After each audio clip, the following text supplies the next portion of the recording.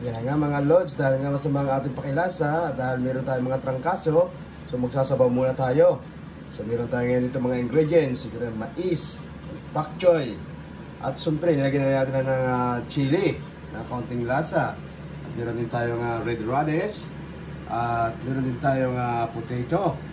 Yan, so ngayon po ay magsasabaw tayo ng kaunti para gumanda ang ating pakilasa, para masarap sa ating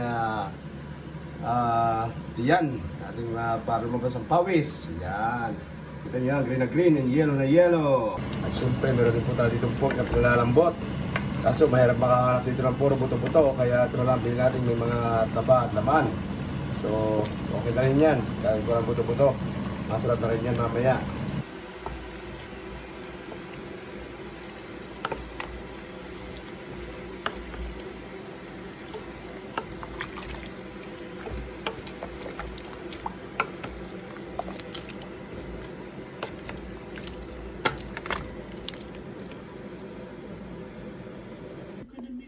At yan, luto na po ang ating sinigang. So meron na tayong pang laban sa ating sipon-sipon.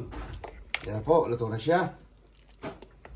So kain na ito maya-maya. Sumarap na po ito, sumarap na.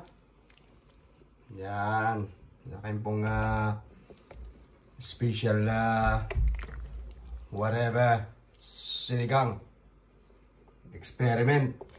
Lovely.